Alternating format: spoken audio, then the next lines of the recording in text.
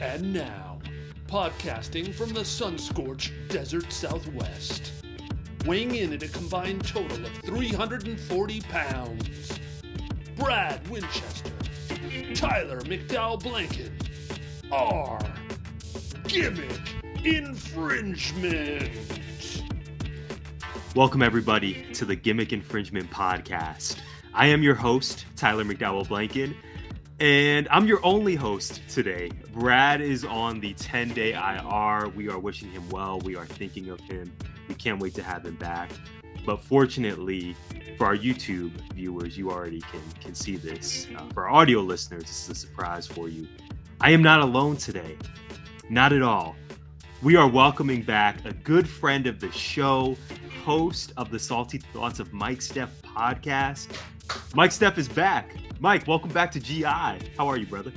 Hey, what's going on, Tyler? How's everything? I'm doing pretty good. I can't complain. Getting ready for this holiday season, even though we're in the midst of it. And I'm just excited and very hyped to be back on GI. We're so excited to have you, man. This has been a long time coming. We were speaking during the production meeting. We've had you on for 2 previous episodes. One was a WrestleMania recap, and the other was a Survivor Series preview. And not Survivor. We're going to put ourselves on blast here. Not Survivor Series 2023. We're going all the way back to 2022. Can that be possible? Has it been that long, Mike? A year's gone by so quick. So many things have happened in the year that I could probably go on a tangent for like 3 hours, but I refrain. But yeah, it's been a long year, and I was actually looking at the calendar like I didn't get this call yet, but three times. Yes. I like it. Yep. Well, Mike, as you may know, is, again, not only a good friend of the show, but an amazingly talented creator. Mike, you have your own show, The Salty Thoughts of Mike Steph. You're also a member of the home team. You're a part of 19 Media Group. You co-host Hidden Gems Football with the Mojo King. How are the shows going these days? You also dropped an EP about a week and a half ago, which was amazing, and we encourage all of our listeners and viewers to cop it. Tell us about what you've been up to and how we can support you right off the bat. Okay, well, I'll stay close to home. Hidden Gems Football is a part of the 19 Media Group. New videos come out every Thursday evening.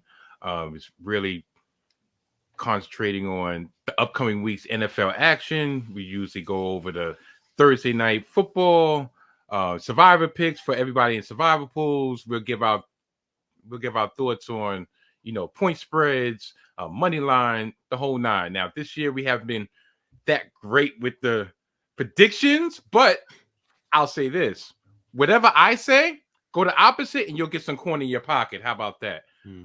As for the solo front, like as you said, I have my own podcast on the Salty Thoughts of Mike Steph that drops every late Sunday night, early Monday morning, on the YouTube page of Mike Steph. And last week I did my official debut EP, officially on Bandcamp, exclusively on Bandcamp, called The Trials and Tribulations of Mike Steph. It's a 4-track EP.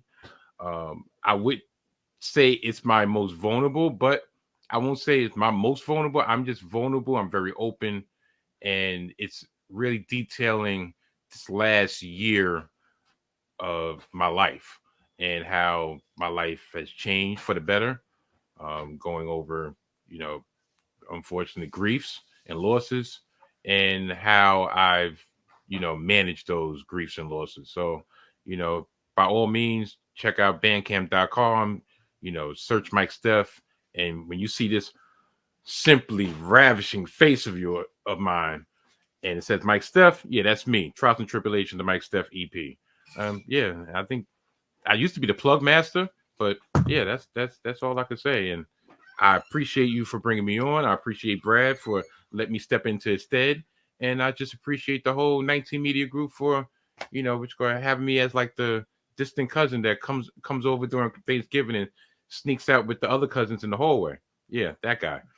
so much more. I didn't want to interrupt you. So much more than a distant cousin. You are the GI bro, Mike. I'm so happy you're here. I know so much has changed within the last year. A lot of good changes, like you said, and we're just incredibly proud of you, and again, really, really happy you're here. So we're going to go ahead and get into it. Mike, we have a special edition of GI today. We are going to discuss the 5 biggest wrestling stories of 2023. Are you ready? Yes, sir. I'm ready. Let's roll. So, story number 1, and we're going to try to take a kind of chronological approach to this because somehow we are on the precipice of 2024, but we got to turn back the clock. And Mike, I want to turn back the clock, or dare I say the calendar, to April 2nd, the main event of night 2 of WrestleMania. The head of the table, our tribal chief, Roman Reigns, defeated the American Nightmare, Cody Rhodes. All these months later, and listen, we're a fan of both guys. Brad's a fan, you're a fan, I'm a fan. We love these dudes. Huge main event. I think the 3 of us, Brad included, thought this was definitely going Cody Rhodes' way. It's still a lingering conversation that I see on the timeline. Should he have won? Did they make the right decision? Let's start here, Mike. Big time main event in a shocker, seen and heard around the world. Roman put down Cody in LA. He retained. Question for you. 2, actually. Okay. Was this the right move? And are we running this main event back in Philly at WrestleMania 40 this April? Okay, I'll answer the second question first. Of course, we're running this back. It's Cody's opportunity to finish the story. I know that's become one of those sayings that's on the border, if not, has been overused over the last year, finishing the story. But if you really, all right, as a historian of wrestling and self-proclaimed historian of wrestling, I go back to the 80s. I go back to original Jim Crockett Promotions. I go back to Cody's father, Dusty Rhodes. Dusty had his own story in his rivalry with Ric Flair. And many times you thought Dusty was finally going to vanquish Ric Flair. It didn't happen until that one hot summer night in Greensboro when he finally vanquished Ric Flair in the steel cage in July '86. But that happened over about 18-month period of him constantly failing. Now we fast forward now. A lot of things are different, but a lot of things are the same. Cody Rhodes came into WWE in 2021, and he pretty much let everybody know that his goal was going to be winning the World Championship, Universal Championship, what have you. Now, so of course, he couldn't win the first time. And as much as I expected him to win, which looking back, it probably was the best decision for Cody not to win the first opportunity. But as for the storyline with Roman, I think that suffered. But I'm quite sure we'll get to that in a few minutes. As for whether or not it was the right move, for Roman, it wasn't. Because it seemed like the bloodline storyline peaked at WrestleMania. You had Sammy and KO defeat the Usos for the Undisputed Championship. And that was after a months-long storyline with Sammy being in the bloodline, getting kicked out of the bloodline, or should I say, leaving the bloodline, and that in a dynamic. And then you had Cody trying to take out the tribal chief. After WrestleMania, it seemed like they was treading water. Even now, to a certain degree, it's treading water. The bloodline is not the focal point as they were at the beginning of this year. So for Roman, it probably was a bad move for him to win because it really left him with nowhere to go. For Cody, it gave him more of an opportunity to become the man. And when I say the man, I'm talking about the man in the way that John Cena was the man for over a decade. The way that, to a certain degree, The Rock was in his limited run in WWE, the way Stone Cold was, as in the company guy, the guy that they put out there to promote, to be a brand ambassador. If he became champion in WrestleMania, yeah, you would have gotten that quick flash, but I think a lot of the fans would have revolted by now because they would have thought, oh, they're pushing him down our throat.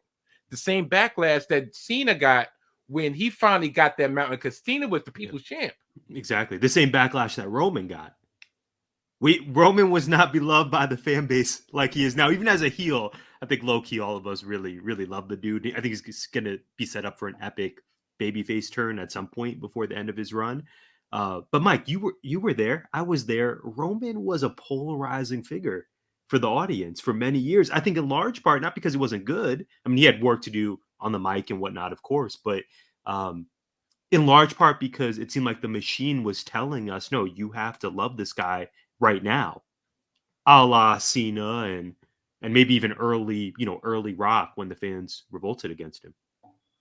Yeah, because I'm not gonna lie, I was not a Roman fan because to me he never really had a character. He was just, oh, he's the big guy from the Shield. He's the big dog. Yeah, he's the big dog. Mike, put some respect on 2016 Roman. I'm going back to 2014 when they first broke up. Because remember, Seth and Dean / John Moxley, they were the ones that had the most friction. They were the ones that had the most heat. And then they kind of pushed Roman to the side. I mean, and branched him up. But Roman never had a character. So like you said, he was being pushed down our throats with no character. Only up until he became the tribal chief did he actually become a character. Hence his natural appreciation by the fans. Absolutely. Yeah, it was a long time coming. Let me ask you, Mike, to round out this story. I told you I got a 2-part question. I'm going to add one more wrinkle in here because you did bring up this man's name. You were slick with it. I caught you there. If Dwayne Johnson tells you he is available, he is ready, he is willing, he's not Gable, but he's able to be in Philly. What's that? Lincoln Financial for night 2 of Mania for the Roman match. If Rock is ready to go and he wants to do business, what do you do? Which main event are you choosing? Cody versus Roman or Rock versus Roman? It's big business, Mike. Just going to shock you. In the current state that WWE is in with multiple main event players, it's like this is the most multifaceted main event picture that they've had in years. I know you're going to look at me and you're going to say this is blasphemous. I'll tell Rock, no, we don't have room. Because this lead up right now for 2 years running, maybe dare I say 3 years running, everybody thought the end game was going to be The Rock. The Rock wasn't available. So they made do. Not only did they make do, they became a hotter product than they've been in years without The Rock. So now you put The Rock in, you're taking one of your key cogs out of the equation. And I maybe won't have fan backlash, but there'll be a stunted momentum for that quick cash out. So I'll tell The Rock, look, I'm sorry, maybe SummerSlam we can swing back, but WrestleMania can't do it right now. Wow. We got too many irons in the fire. You're telling the people's champ to fall back. Yes. Well, our people will call your people if there's a spot for you come August. Yeah. Because there is a returning person that we'll get to later that he would have if he wouldn't have came back, and like I said, this person will be named later. If he wouldn't have came back, maybe I'd be more open to Rocky coming in.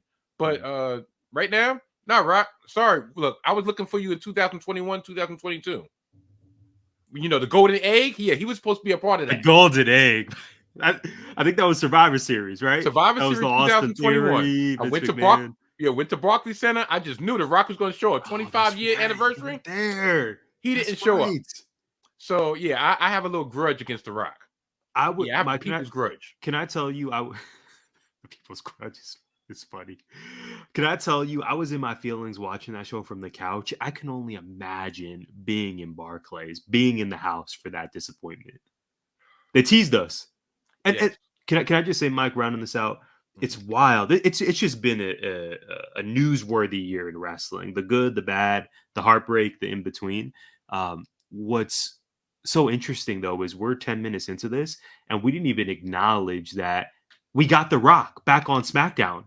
He finally appeared this year, and I don't know if that means we have a higher likelihood of him actually wrestling a match in 2024, or maybe if it's less because he kind of scratched that itch. He got maybe the fans to get off his back a little bit because he finally appeared. He finally, laid the smackdown on some chumps for us to consume. But I'm excited to see what happens, Mike. I think WrestleMania, like you said, already we can sort of fantasy book the matchups that are likely to happen in Philly. And it's going to be another great 2 nights of action. I mean, we got the Uso brothers facing against each other, possibly. We know Rhea's going to be there. We got likely Seth Rollins versus a man who shall be named later. I can't wait to get your thoughts. But let's go ahead and roll into story number 2. And this is certainly on the heartbreak side of things. On August 24th, we learned, or I don't know if it was on the day exactly, but maybe right after that, we learned that WWE superstar Bray Wyatt died. He died of a heart attack at 36. So, Mike, I want to just ask you right away. It was only in August, but it feels like so long ago because again, so much has happened with the news cycle. But I really think we should devote time toward speaking about Bray and his legacy. So I want to know, number one, what is his legacy to you, and what is your favorite iteration of Bray Wyatt? And before I do that, I want to show some love to my co-host Brad.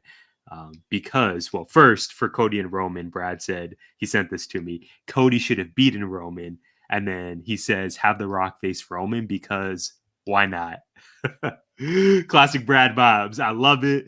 And I think that match would be fun. And then in terms of Brad's thoughts on Bray here, Mike, Brad sent to me, Bray was the spiritual successor to The Undertaker, and his life and creativity were cut far too short. I'm sure you agree with those sentiments, but I want to pass it to you now, Mike. What is Bray Wyatt's legacy to you, and what's your favorite iteration of Bray? My favorite iteration of Bray, his initial debut on the main roster, um, pretty much the Cape Fear Bray Wyatt. I guess that's lack of a better term with the Wyatt family. Some used to call him the Dirty Wizard. Yeah, so I I was a Bray Wyatt fan. I'm not gonna say was, as in like after a while I didn't. I wasn't a fan of his, but I personally think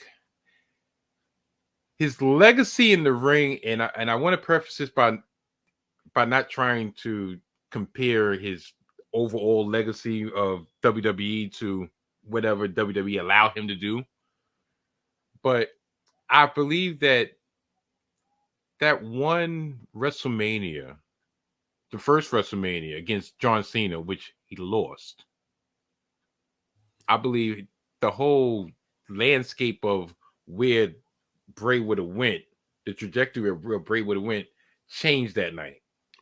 And every time he got into a main event feud, he ended up losing. Yeah, I know which got the heels are not supposed to win all the time, whatever. But it was like he had all this creativity, but for some reason, the creativity that he would espouse and through his promos or what have you, just never coincided or never meshed with the in ring up until the later iteration where he was the Fiend and pretty much he was just invincible. And even That that, was Yeah, that was my favorite iteration. I don't want to just pick that because it's most recent, but I think what he had with the Fiend, although maybe the actual Fiend matches were a bit polarizing, and I would be the first to admit not all of them were spectacular.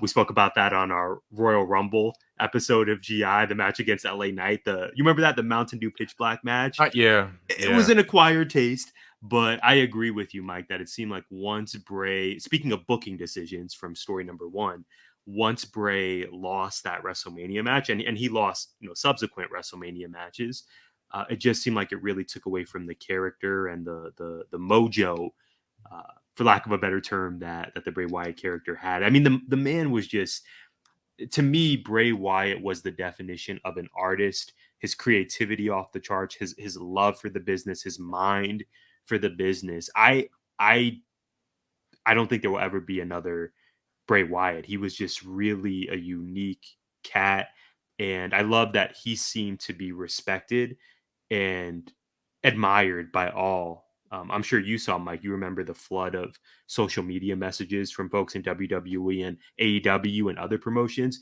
just speaking about how he carried himself and what he did for others. To me, that's inspiring. I don't have aspirations to be a wrestler. I just love watching it, but I want to be that person at my workplace, or that friend who people know they can count on, seemingly like the person Bray was, the man he was, the father he was, the husband he was.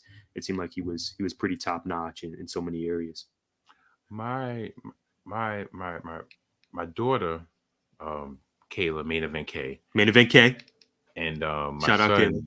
My son Chef Mix, my son Mikey, they were two of the biggest Bray fans. And the reason how I found out Bray passed away was my daughter called me. I was actually on break at work, and my daughter called me crying. And I asked, I'm like, wow, Kayla, what's the matter? And she was so upset. She was like, he's not here. He passed away. He passed away. And I'm like, wow, I didn't know that.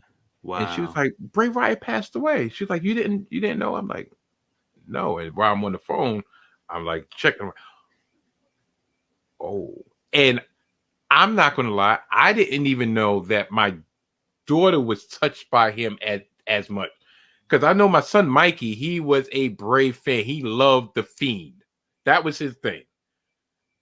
But when I heard it from my daughter, it took me aback even more. I'm like, I didn't even know that. That shows the connection that he had with everybody. It's eerily similar to a certain degree of the Brody Lee passing, and how beloved Brody Lee was behind the scenes, through fans, through co-workers, or what have you. And and which go to make this short, who I'm really feel for, besides of course, besides the family, extended or what have you, Eric Rowan, because pretty much his two pillars passed away so unexpectedly. Too young. Life is so short and life is so precious. So, but yeah, he like you said, his spiritual, just he was going to be the he was going to be the predecessor for Undertaker.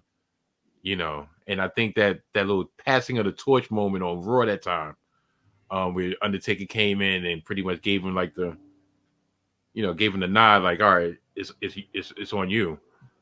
Even the lead up when him returning, was a whole thing. Yeah, did you talk about the White Rabbit, Extreme Rules? What was that, 2022? That was a huge deal. Bray Wyatt's return, something the community had been yearning for a long time. I'm so glad we got that. Yeah, so it's a shame that he died so young, but he did leave a legacy. You can't take that. Nobody can take that away from him. Especially, like I said, nobody can take the way he affected the people he worked with and the people that looked at him, cheered him on. So yeah, rest in peace. Yeah, well said, my man. Well, there's not really a great transition from this story, but we are going to return to wrestling talk very soon. However, this would not be an episode of Gimmick Infringement if we didn't talk a bit of hoops. And we have the perfect guest today for the hoops talk that I want to have. It is time for the latest installment of What Happened Here. Let's hit the music.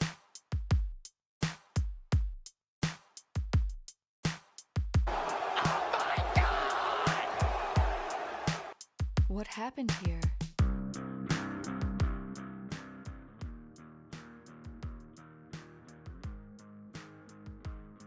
Mike Steph, you got some splaining to do. I want to get into Mike, you got some splaining. You came to Gimmick Infringement with your Steph Curry hoodie on, and I love me some Steph, right? That's no secret. But I want to talk about the team, the organization that Steph reps. I specifically want to talk about his teammate, Draymond Green. Mike, you are a Golden State Warriors fan. You're a Knicks fan too, and a Golden State Warriors fan. Bi-coastal Mike. I have questions about it, but we love you, so we just accept that you root for two teams. It doesn't compute to me, but we've worked this out. We still got love for you. So we're gonna save the Knicks talk because Jalen Brunson gave my beloved Suns a 50-piece last week, and I'm not happy. And I'm not happy about it. We're even gonna save Suns talk, but we're gonna bring up the Suns here for just a moment. Okay. Warriors Suns last week. Draymond Green gets wrapped up with Yusuf Nurkic, and somehow ends up hitting him. Clearly, Draymond is an AEW fan because I swear Draymond hits Yusuf Nurkic. I think this was in the third quarter with an Eddie Kingston-like back fist. Subsequently, of course, is ejected from the game. It is the talk of social media. It is the talk of all shows sports and definitely all shows NBA. And then we get the news from the league office, Draymond Green, multi-time champion, likely future Hall of Famer, maybe not even likely, probably definitive future Hall of Famer. I don't know if he keeps up at this rate, but we'll get into that. He is suspended indefinitely. And Mike, Draymond was just suspended earlier in the season. We know that his style of play is rugged. He's a bruiser. This is no surprise. But to me, it seems like we are watching him dissolve. I don't know what's going on with him. I don't know what he needs. But I was taken aback by the Warriors sideline, by the bench, Mike. It seemed like they all had a collective, a sort of exhale of like, Dre, again? Come on, man. So we've heard from Steve Kerr. We've heard from Steph Curry. They want Draymond to get the help he needs. It seems like they are trying to tell this dude, hey, if we're going to make a run at the playoffs, if we're going to be a title contender, we need you. Is Dre listening? Is he going to act on this? I don't know. I want to hear from you, Mike. What is going on? What happened? What is happening with Draymond Green? Is he tarnishing his legacy? That's a loaded question. Tarnishing his legacy, because you first have to you have to believe that he has a legacy. And yeah, he has 4 rings. Yeah, he was an integral part of those 4 rings. But he's tarnishing, yeah, like okay, like I actually had my trusty old notes here specifically for this because I wanted to. That's an essay. That's an essay. Yeah, I saw that. That's a dissertation. Yeah, dissertations, SAT word. Dissertation. Come on now. But as for, I'll chop it up like this. Does he need help? See, this is going to be touchy, and like I said, I'm going to try to stay within the lines. I'm going to try to stay within the margins, but this is touchy because I think I've referenced this in the past of how anytime somebody gets in trouble, anytime somebody steps over the boundary, they want to clutch on mental health. Oh, there's something wrong. Oh, I need help. How many times has he done instances like this? Like you said, just a couple weeks ago, he got suspended for 5 games for yoking Rudy Gobert out, right? Last year, in the playoffs, in the first round, he got suspended for a game in the first round for stomping the mud hole in Sabonis of the Kings. Can we talk about the Jordan? Can we talk about the Jordan Poole punch? Oh yeah, I'll get into that. Can we talk about the footage? Okay. He knocked his teammate at the time, Jordan Poole, out like he was deep. Knocked him out. Straight deboed him. Yep. Now, this goes on Golden State. This goes on the franchise. This goes on the head coach. This goes on ownership. And unfortunately, this goes to his teammates. Because you think of it like this. Years ago, the last year, Kevin Durant, and I'm going to be a little bit all over the place, but I'm going to try to stay within the lines. The last year, him and Kevin Durant get into a heated discussion, which called argument on the sideline, right? He calls Kevin Durant the B word. He gets suspended, a team suspension for 1 game, because the franchise as a whole was like, oh my God, he cursed Kevin Durant out. In Kevin Durant's walk year, we have to do everything possible to keep Kevin Durant inside the fold. So we're going to give Draymond the effective timeout. Go sit in the corner for a game. He knocked Jordan Poole out on video, got to the masses. Did he get as much as a ham slap? Did he get suspended? No, because they needed him opening night on ring ceremony night. Time and time again. Not only that, this past off season, you had a choice. Do we keep Jordan Poole, who is effectively damaged due to the fact that he got knocked out and the whole league saw it? And the fact that he knows that he can't trust any of his teammates because they allowed that to happen and nothing was done to the perpetrator?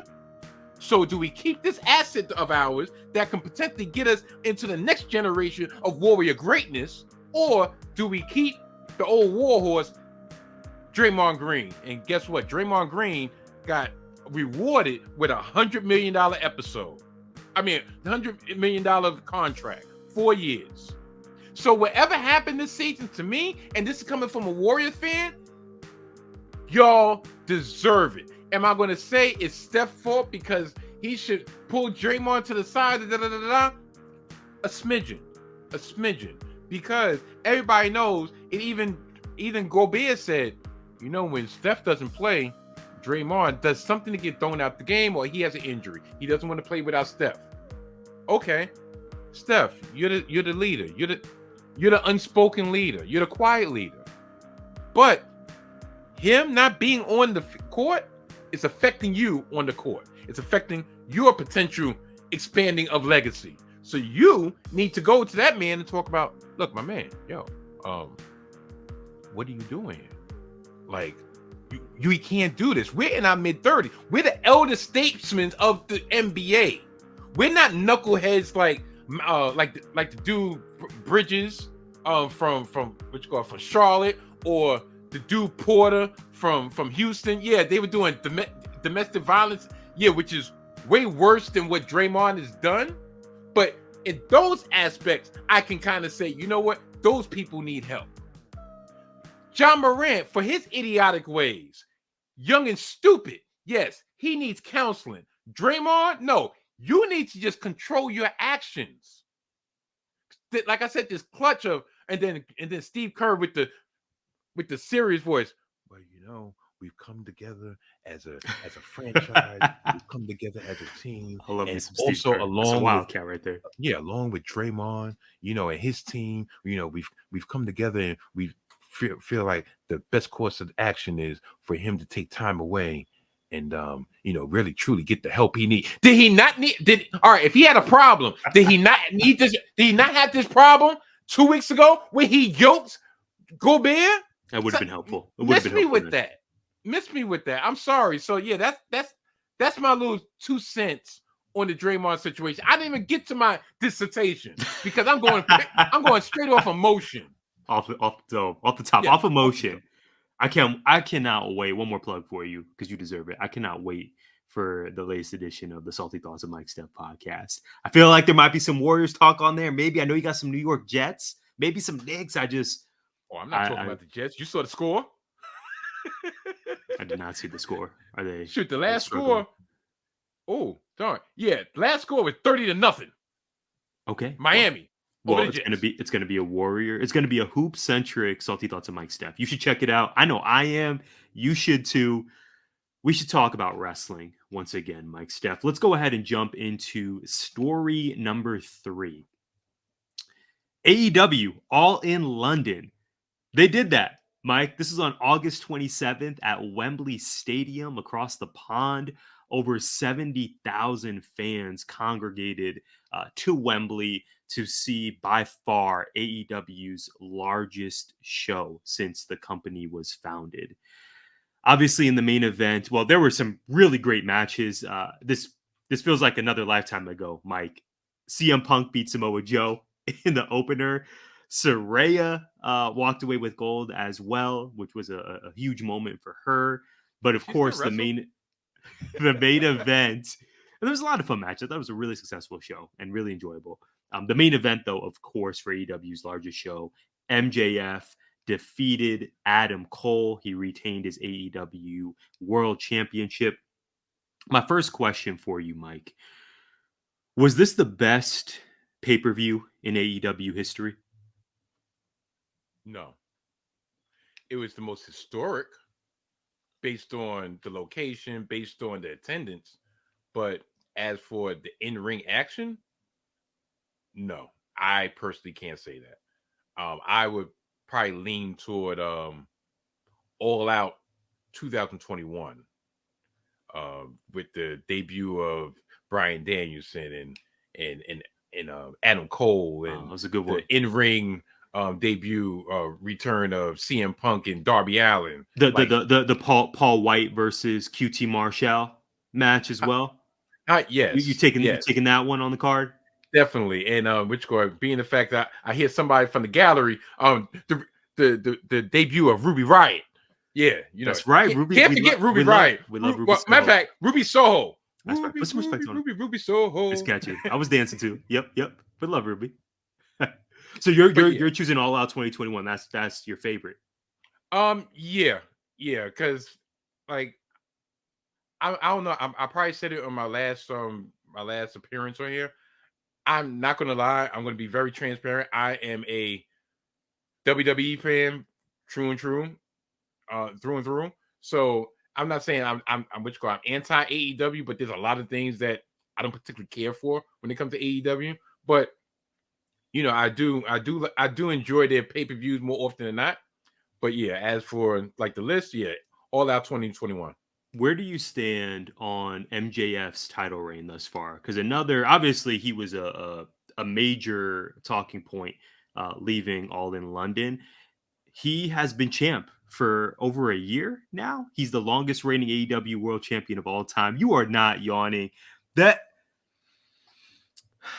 I'm not even going to finish my question now. You're that down on MJF's title reign? The salt of the earth?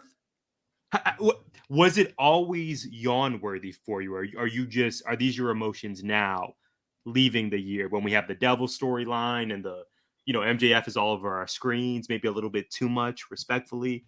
Or have you been down on this run for a long time now? I will say this, and Brad, well, you're probably going to get the reference. I know Brad will get the reference to me. MJF has jumped the shark to me. This quasi, I can't even say quasi face turn, but I don't know if it's supposed to be tongue in cheek of him really, embracing the fans. And yes, I'm your S-bag and all that. Yeah, good point. To me, it was like way too much saccharine. Like, I get it, but where's the edge? The edge that he had for the first 2-3 years at AEW is the reason why they made him world champion.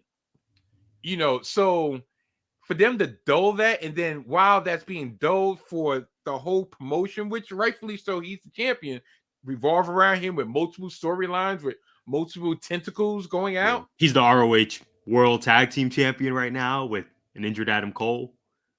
Yeah, it just I'll give half the blame to him, and I'll give half the blame to Tony, because Tony Khan, that is, because to me there's been multiple matches that either has still been left on the table or were put in the wrong sequence.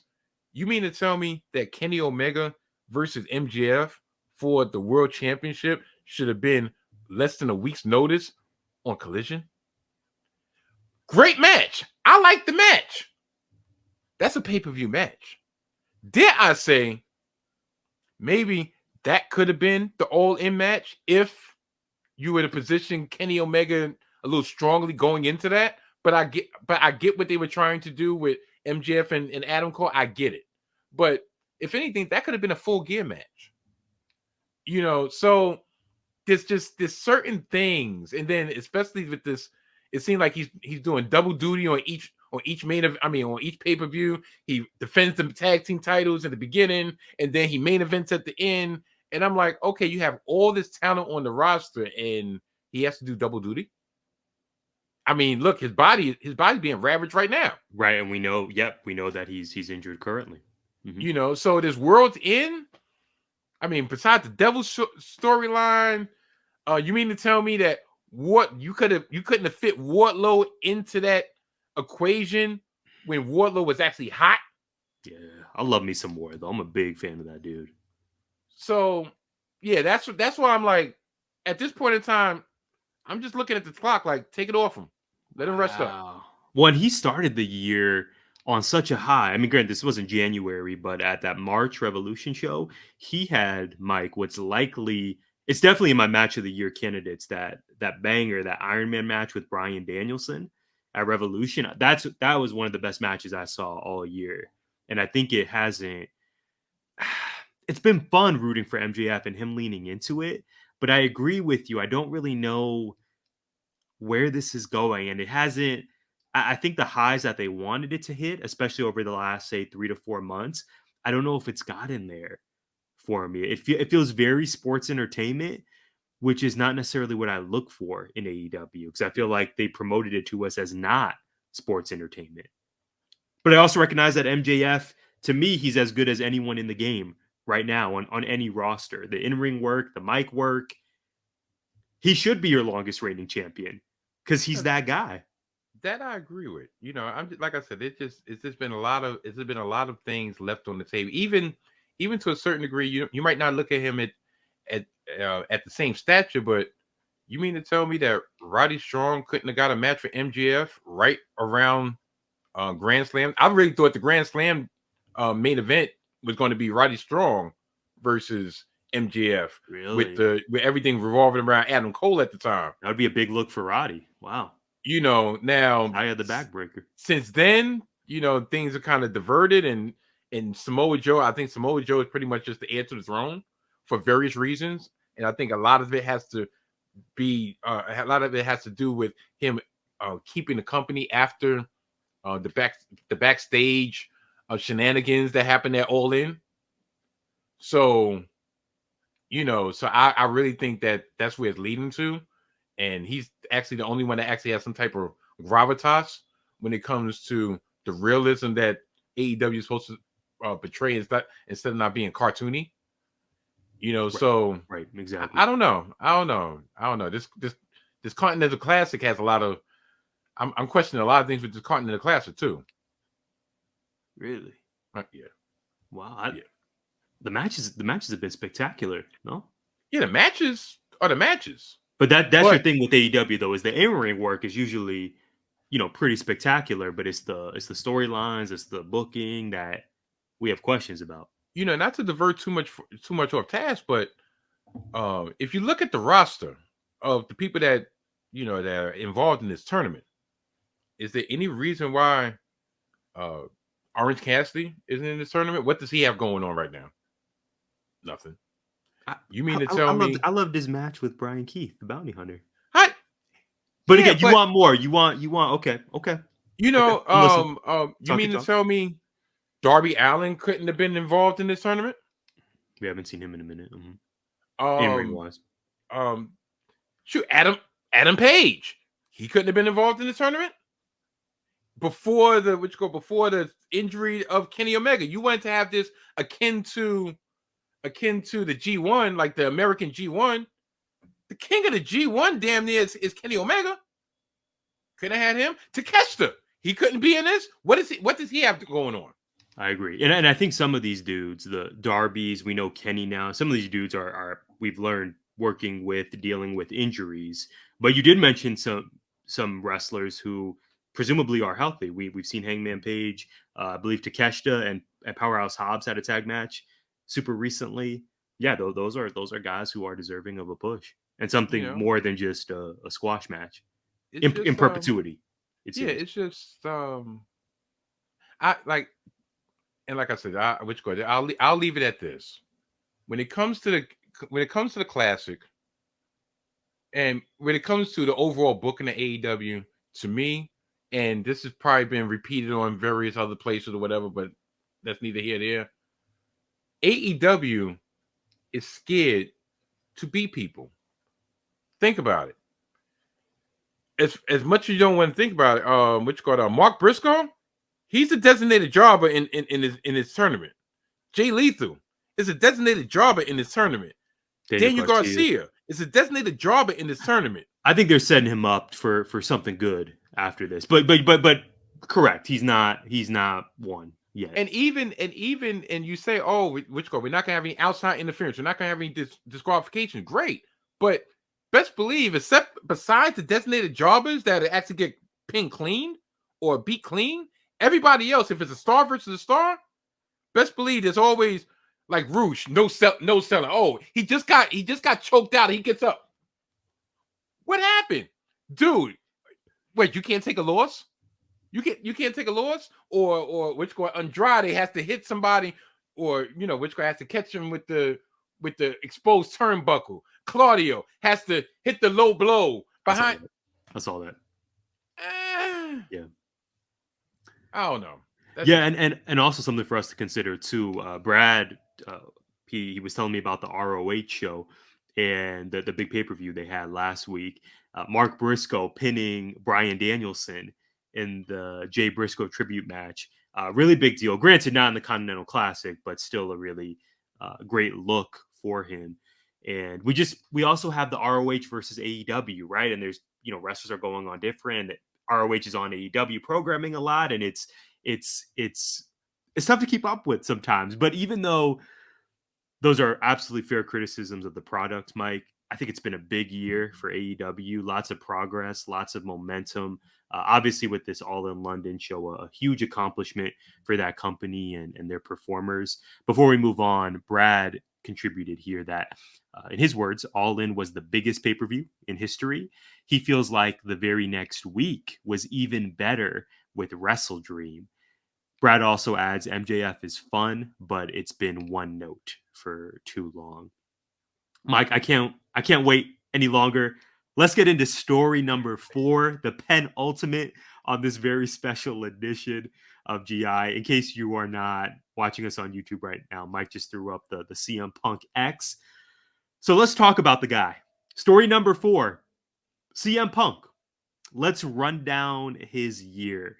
In June, he returned to AEW for the debut of Collision. Of course, we know prior to that, the previous August 2022, Brawl Out happened. We don't need to relitigate that.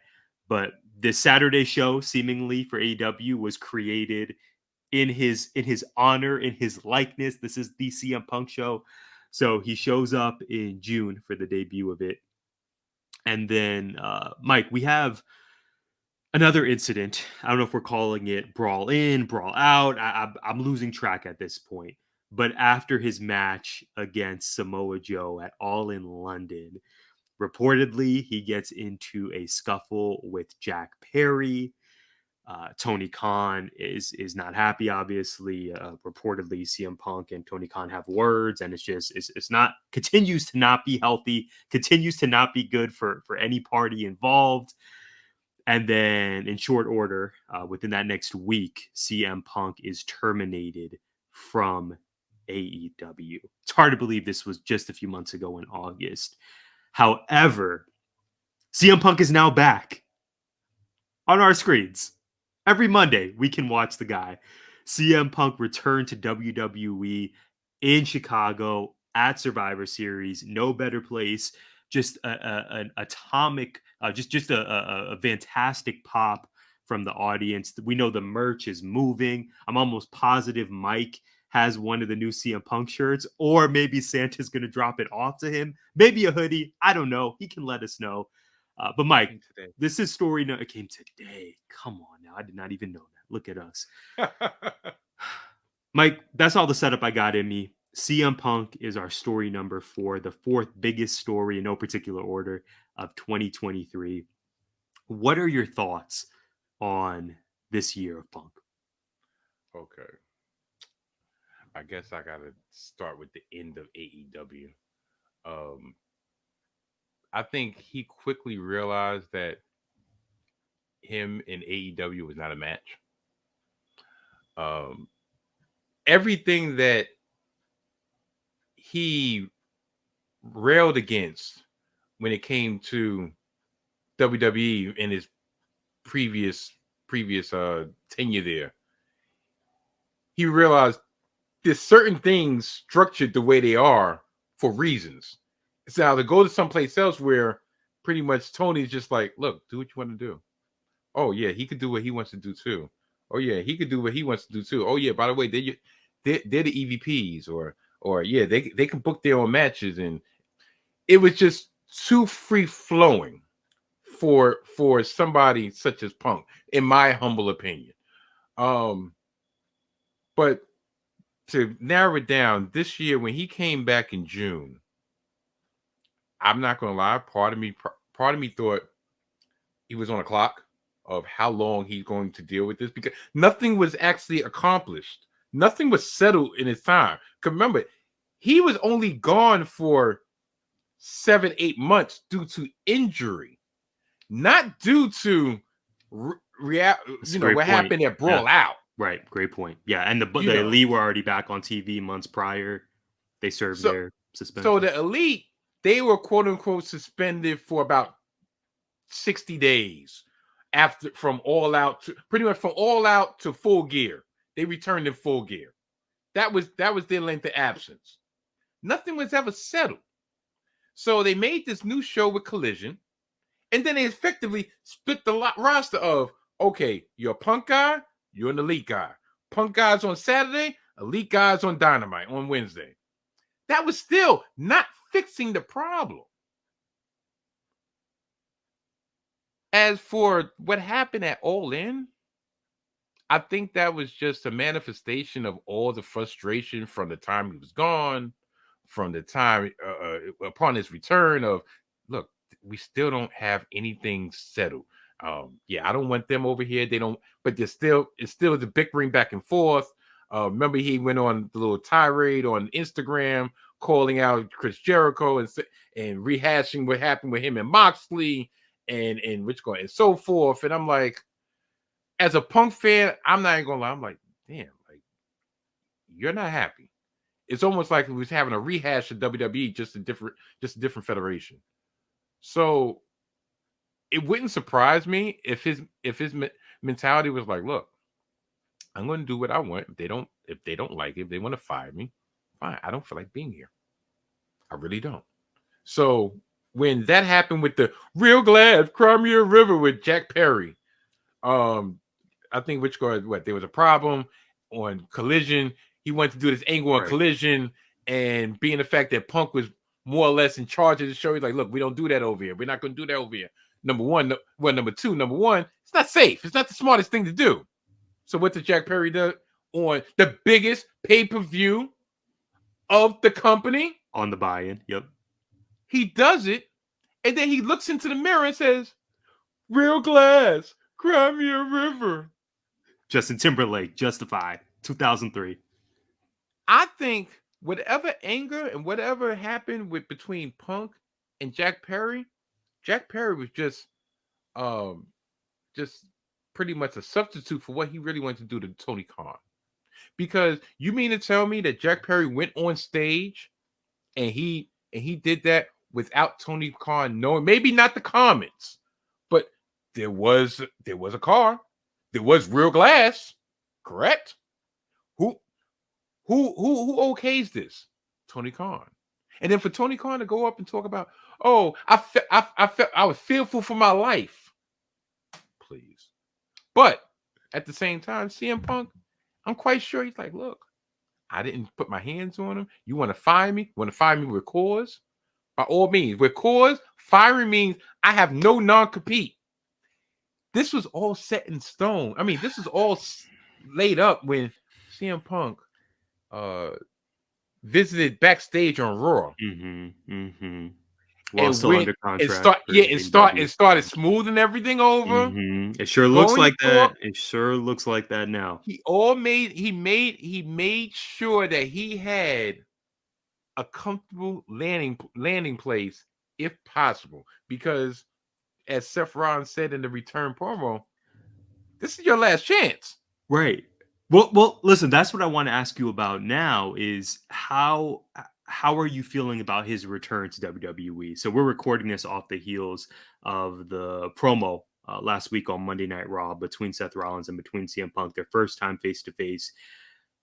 What do you think about this program? Presumably, this will be the WrestleMania match. For the let me phrase it to you like this, Mike. For the CM Punk detractors, one would say that when he left WWE, at least part of his frustration was that part-time wrestlers were coming in and taking over the spots and taking the shine, and namely taking the WrestleMania main events for the performers, the dudes who had been working all year, house shows, Mondays, Fridays. And it would seem that now Punk, although a member of the full-time active roster, it would seem like Punk is doing the exact thing that he took such umbrage with all those years ago. Your thoughts on Punk versus Rollins and that critique from the Punk detractors? Well, he said it in his returning promo that a wise man once told him that in order for him to get exactly what he wanted, he had to leave. He had to become that returning star. He had to become that returning. We don't know how his schedule is, that returning part-time star, because that's what WWE used to fawn over. When you hear every day, week in and week out, they take advantage of you. They take you for granted. But as for him and Rollins, I believe, even though there is, from what we can tell, there is true animosity per se, as in they don't get along. I won't say it's on the elite scale, but they're not friends. You know, they've had crosswords in the past. But I think this is the perfect opportunity for Punk to be like, look, you see the difference? Difference is we could be professional over here. All right, he doesn't particularly care for me. I don't particularly care for him. But at the end of the day, I'm not here to make friends. I'm here to make money. I'm here to be a professional. The best thing to do for all parties involved is for us to work together. And this Rollins Punk matchup, yeah, it has to be a WrestleMania worthy. Oh, that's night one main event. I would not be shocked if Punk wins the Rumble. Punk wins the Rumble. Cody wins at Elimination Chamber. Punk versus Rollins night one. Cody versus Roman night two. Right? That has to be how this goes. Yeah, I could see that, because twofold. You get Punk into the main event, and he can kind of say, I earned my way into the main event. It wasn't just gifted to me. And it prevents backlash from Cody becoming the back-to-back winner of every. Right. And people saying, "Oh, you're pushing Cody down our throat." Exactly. Well said, bro. You know, so it works twofold. But yeah, it's going to be interesting. And here's one other thing I'll add. And I'll give credit to Busted Open Radio, because Bubba Ray, he said this, and I just started actually watching Busted Open Radio. Go figure. But this rang true. He said, "Look, Seth saying in that promo of, yeah, I'm going to expose you. Best believe when they get in that ring, the best way for Seth to quote unquote expose him while doing business is to see if he can keep up. All right, old man, you say you the best. You're coming back home. You're coming to try to take food off my plate, try to take money out my pocket, try to take my spot that I've been here for the 10 years you've been gone. Okay, I'm going to blow you up. We're gonna go. You want to be a main event? All right, you're my path to the main event, but guess what? I'm going to make you earn this main event as much as I earned it myself. I'm paraphrasing, but that's pretty much the gist. Right. And we know both of these guys have wanted their WrestleMania main event. And the stars have just really not to get all Shakespeare about it, but the stars have really aligned where I think in some ways both of these guys kind of need each other to reach this career milestone that we know means a lot to both of them. Rollins has been calling for a main event publicly, WrestleMania main event, for years now. Why does Roman always have to overshadow me? I'm just as good as this dude. I mean, not verbatim, right? But you get the vibe. And then Punk, we know he wants that main. I just think this makes all the sense to me. Yeah, and I mean, shoot, WrestleMania XL, it sells itself. Yes, it does. Business is good, Mike. Business is good. Before we leave this topic here, Brad, and to pull the curtain back, Brad, he's on the IR, yes, but of course, to no one's surprise, the man is working. The dude just grinds and grinds. He's producing the show. So he is with us, actually. He's behind the scenes. So he gets to kind of feed us his notes here. So Brad mentioned regarding CM Punk, he said, pretty sure Punk wanted to reserve the glass for pay-per-view rather than tearing up bodies on weekly TV. He also mentions he could be wrong there. And then finally, for all that has been CM Punk this year, Brad wrote, I'm sort of over it all. I love that he's in wrestling, but I'm tired of talking about all of it. Convenient. Glad he's back. Just wants to leave it there. That's fair, Brad. That is totally fair. Well, Mike, we know you love hoops. We know you love wrestling. Of course, you love football as well. You love talking about New York politics. We're not necessarily going to get into that this episode. You all can listen and subscribe to the Salted Thoughts of Mike Steph to get that. But I know you are a fan of music and you love hip hop just like I do. And I have a hot take for you regarding hip hop. So let's get into it. The latest edition of Hot Take Ty.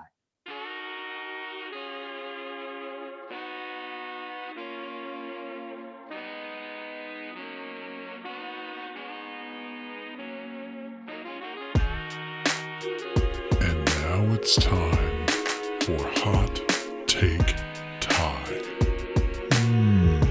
Spicy.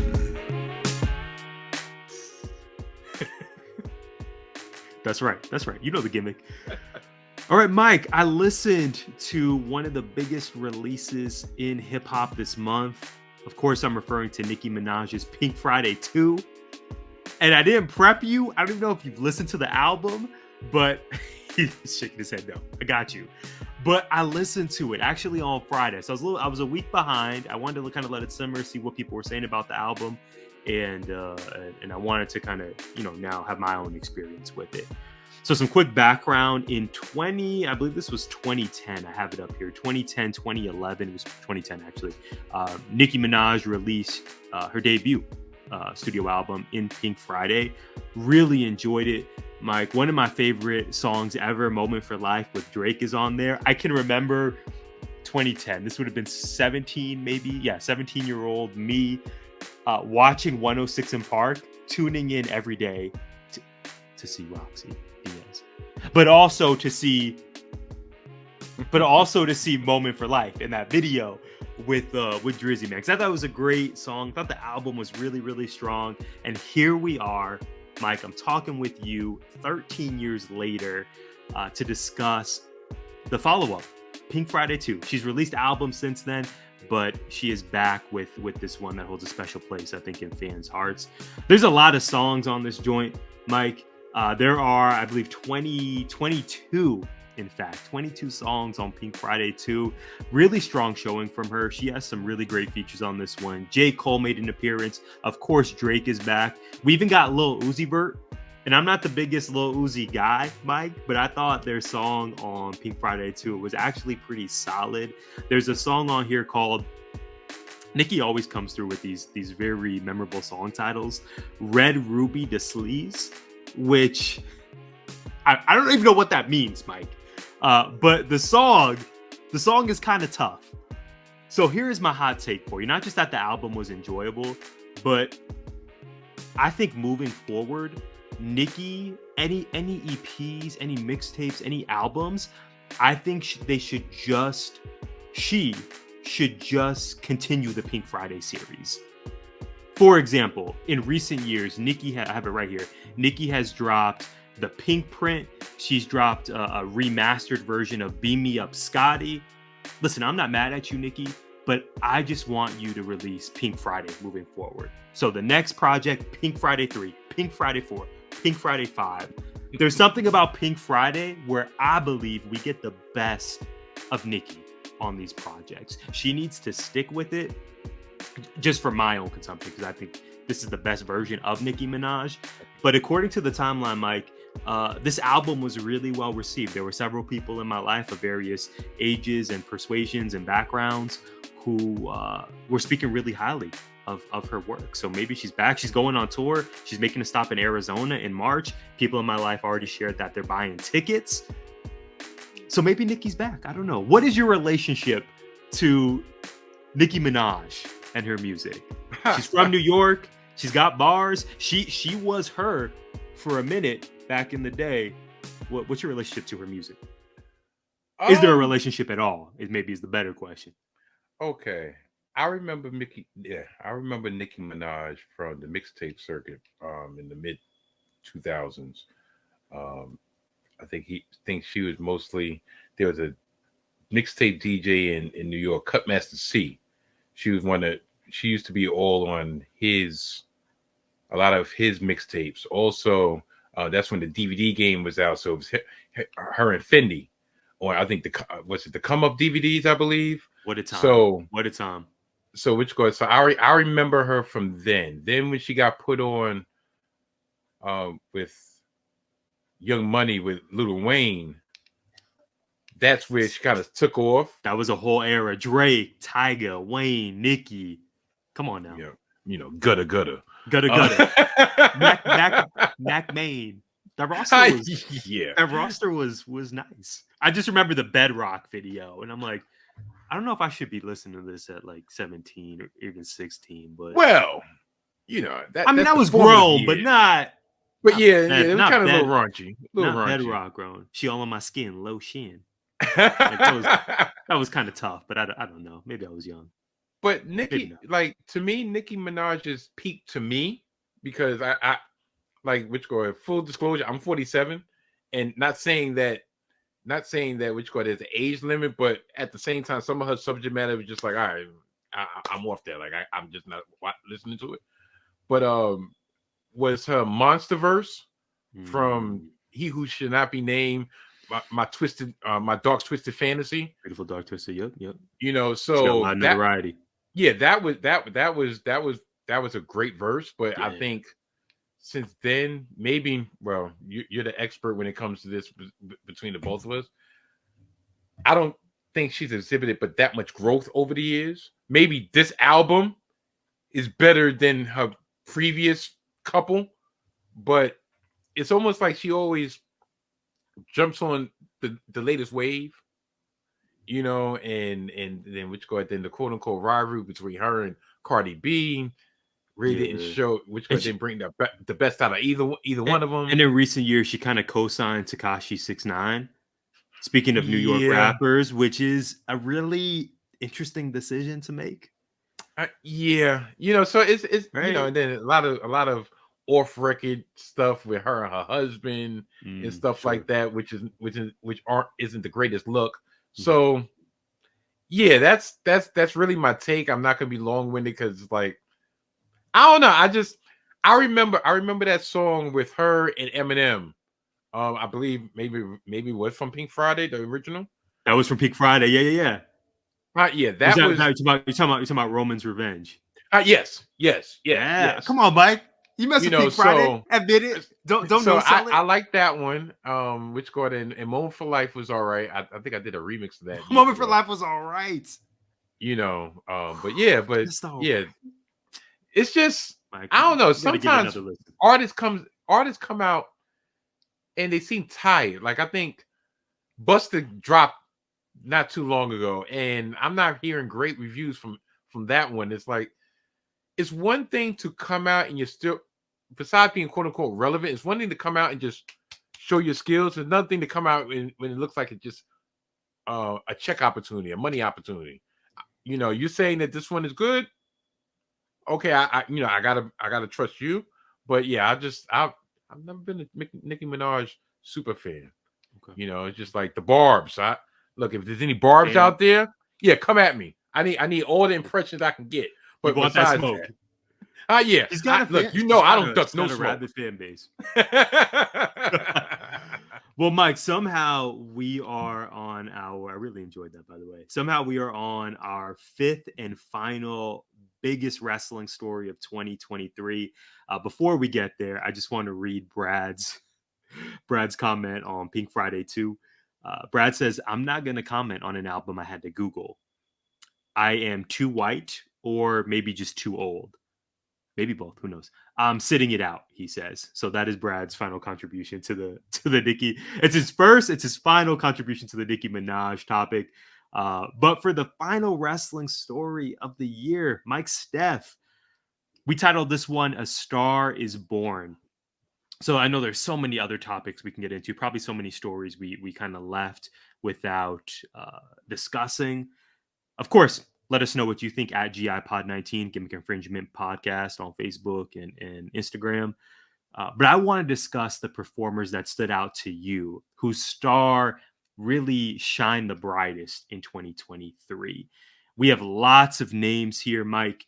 There are the LA Knights, the Jey Usos, Dominic Mysterio and the Judgment Day, definitely Rhea Ripley, Damian Priest, Finn Balor, Julia Hart, Sky Blue, Santos Escobar, Io Sky, Speedball Mike Bailey, Trinity. There's a lot. Even Jade Cargill. Jade Cargill signed with WWE. That could even be its own topic. Huge star. Hopefully we get her at WrestleMania this year. But I first want to read you what Brad said, and then I'm going to kick it to you, Mike, for A Star Is Born, who you want to give flowers to. Brad says, LA Knight, incredible year, and he hopes that they don't screw it up with AJ Styles. Dom is amazing. Whoa, we did not think we were going to say that 1 year ago. Rhea is who Brad thought she is. The Joshi talent in WWE make him happy. Jade going to the Fed is confusing, but she hasn't done anything. Triple H's comments are confusing about her not being ready, and it might have all been smoke because her mom was sick. Just put her on TV already, Brad says. Will Ospreay is a huge, all caps, get for AEW. TNA will be a fun reboot, but he doesn't know if people will seek it out. How many TNA fans aren't already watching Impact, Brad asks. He'd like to see those metrics, but he hopes that they get a ridiculous amount of viewership on Twitch or wherever they're going to be. Their product is way too good to be sitting there on the internet only. So all that being said, Mike, A Star Is Born. Who are you giving flowers to as we close out the year? First and foremost, I say Jey Uso, because there was a big conversation earlier this year, leading up to WrestleMania, or should I say, leading up to WrestleMania, whether or not, like you said, Cody should defeat Roman Reigns, or large segment of people said that if anybody was going to defeat Roman Reigns, it should be Jey, because Jey, his evolution over the last 3 years from primarily tag team wrestler / twin brother of Jimmy to main event Jey Uso, and just we had a conversation a couple of days ago about just the interaction he has with the fans and how he just has everybody going and looking forward to WrestleMania in that stadium setting, him coming down. And I'm quite sure he's hot now. When they really start having him and Jimmy pretty much start butting heads, and You could see when the superpowers collide. It's gonna be an incredible scene. It could be a main event. It could be a WrestleMania main event, in my opinion. Yeah, It's that big. They're that good. Jay's ascent has just been amazing this year. So that's first and foremost. LA Knight piggybacking on what Brad said. He came out of nowhere because as much as you would think, you heard the groundswell of popularity, especially the beginning of the year with him and the rivalry with Bray. He's one of the very few people that came out of a rivalry with Bray better after the fact. Because a lot of times it would take that person a little bit to recalibrate themselves. Now, I mean, sure, if it wasn't for the return of CM Punk, maybe he would have got transferred over to Raw and been the spot with be put in a spot that CM Punk is in. Because you could tell right now with Paul doing the booking. There's a lot of shades of gray. Yeah, you got your heels, you got your faces, but if I'm a face and you're a face and if I don't rock with you, yeah, we're gonna scuffle. That'll make me with same thing with the AJ situation. AJ, he didn't turn heel. He just said, you know what? I don't appreciate the fact that how you just jumped in my spot after I got taken out. Okay, me and you got beef right now. Randy, look, I don't really rock with you like that. I don't know you. All right, we don't got beef, but I got my eye on you. Same thing with Punk and Rollins. Neither one of them are the heel. They just don't particularly see eye to eye. So, and Dom. Who would have thought that Dirty Dom, would be at the spot that he's in? Like him and Rhea, them together have raised each other's stature. Yeah, it's been great for both. And Dom needed it too. This was a huge year for him. Them as a unit have lifted up the Judgment Day to something prominent and not just, this is weirdo faction on Raw. The guy with the God Scarer or whatever, the Man Scarer or whatever. Yeah, he's all right. Finn, yeah, he's all right. But, they become the dominant faction right now in WWE if you think about it. And then last but not least, EO. Once again, piggybacking on what Brad said with the Joshis in WWE, I feel so bad for Bailey. Because Bailey has no idea what's coming. Matter of fact, not to get too much off the beaten path, did you see that promo this past week on SmackDown? Mm-hmm. Mm-hmm. Did you see the hidden messages in that promo? There's so many hidden messages, Mike. It's coming. It's the pointing to Dakota, the mastermind, and Dakota just looking like, you have no idea what's going on. It's gonna be a tough start to 2024 for Bailey.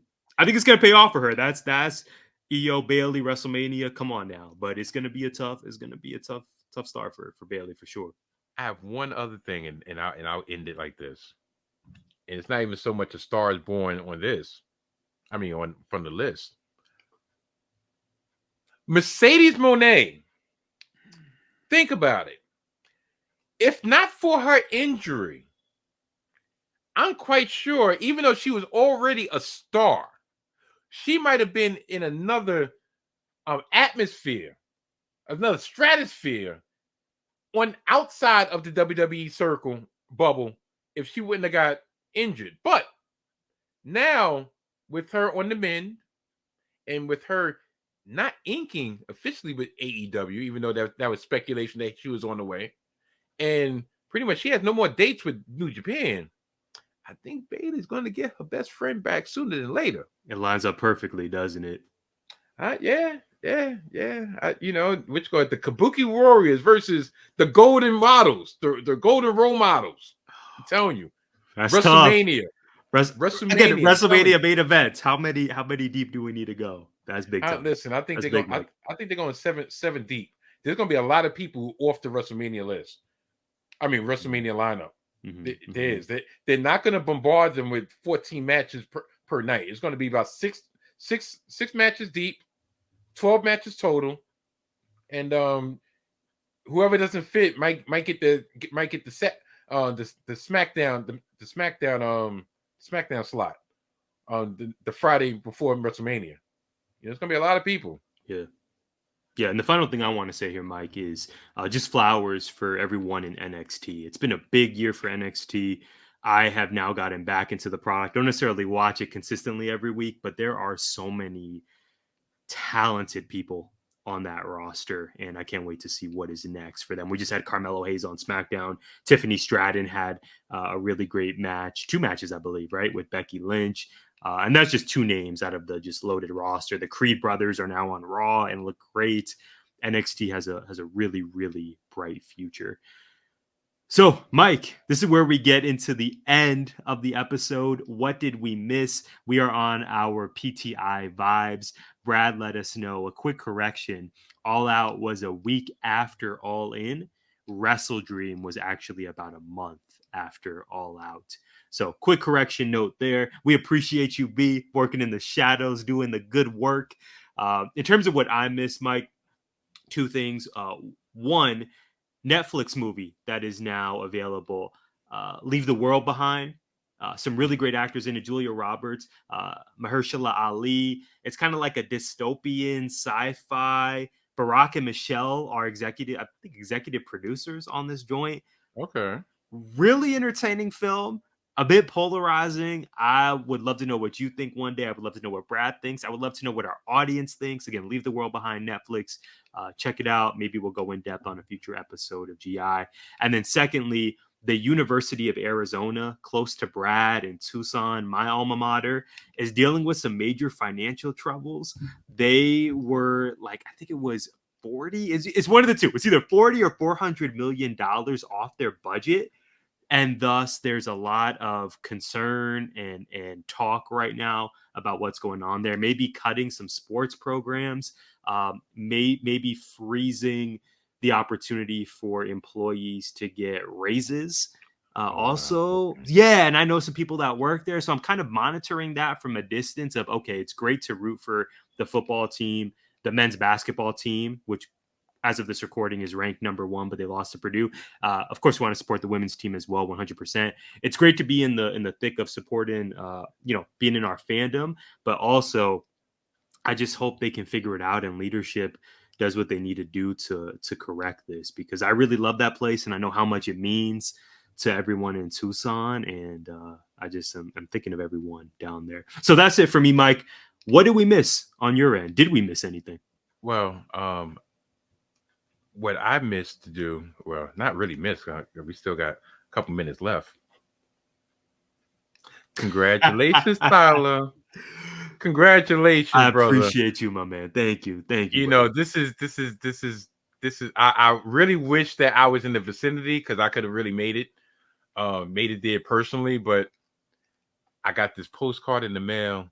I cherish it dearly, and yeah, this is great. This is great. So congratulations on air, from my family to yours. Congratulations, brother. Thank you to the Steffens family. Yeah, and which going to besides that, look, I don't miss much. I'm perfect. Whoa! Right? You gotta say that for Smoke and Mirrors.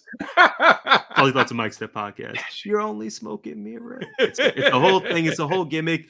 In case you have no idea what's going on, again, check out Mike's podcast. Before we get out of here, Brad included a final note for us. Yeah, Brad mentioned at U of A. I saw this on the news too. There's been reported kidnapping attempts, which is just not good at all. And I there's a lot that needs to be figured out there. So we got to call Benson the Stabler. I think so, Mike. I think so. This is not. It's just not good, man. Again, I think sometimes like this. I'm not calling it sports washing, but we get so diverted by sports and other things that like, hey, let's make sure our employees are good and our students feel safe, especially the young women on campus. That's okay. Paramount. Yeah. That's number 1. So yeah, Brad, appreciate you mentioning that note there. Mike, we need to go out on a high. It was so great having you back. This was a jam-packed edition. We talked wrestling. We talked hoops. We talked the Barbs. We had a little bit of mental health talk as well. We had a lot going on today. We're so thankful for you. I'm so thankful for the fact that y'all allowed me on your platform once again. being the first and only three-time, guest. And it was a blast. I mean, this is the first time that I'm actually like in the nooks and crannies. It's not a review, it's not a preview. I'm actually a part of the show. So when I watched that on my Mike Steph 5,000 screen, I could look. I'm like, oh shoot, I was part of the rundown. That's right. Evolution. I even had my own little bubble. Listen, bro. Main event Jay is very cute. Main event Jay is not the only one who's evolving out here. Come on. Yeah, I even got the blue for it. That's right. Yeet, right? They got Yeet back. Brad put that in chat too. They got Yeet back. They paid the dude who had the rights, and now it's all Jay's.